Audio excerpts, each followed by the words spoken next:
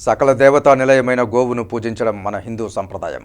ప్రతి ఏడాది కనుమ పండుగ రోజున తిరుచానూరు శ్రీ పద్మావతి అమ్మవారి శుక్రవారపు తోటలో ఈ ఉత్సవం జరపడం ఆనవాయితీ.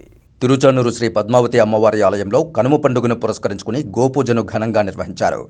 కనుమ పండుగలో భాగంగా ముందుగా శ్రీ పద్మావతి అమ్మవారి ఉత్సవమూర్తులను ఆలయం నుండి శుక్రవారపు తోటకు వెంచేపు చేశారు. శ్రీ పద్మావతి అమ్మవారిని వివిధ రకాల పుష్పాలతో రమణీయంగా అలంకరించారు. ఆ తరువాత శ్రీ పద్మావతి అమ్మవారికి షోడశోపచారాలు నిర్వహించి భక్తులకు దర్శన భాగ్యం కల్పించారు. శ్రీ పద్మావతి అమ్మవారిని దర్శించుకున్న భక్తులు భక్తి పారవశ్యంలో ఓలలాడారు. ఆ తరువాత శ్రీ పద్మావతి అమ్మవారికి ఎంతో ప్రీతికరమైన గజరాజుకు, సర్వదేవతలకు నిలయమైన గోమాతకు ప్రత్యేక అలంకరణలు చేసి విశిష్టమైన పూజలు నిర్వహించారు. ప్రత్యేక పూజల అనంతరం శ్రీ పద్మావతి అమ్మవారిని ఆలయానికి ఊరేగింపుగా తీసుకుని వెళ్లారు.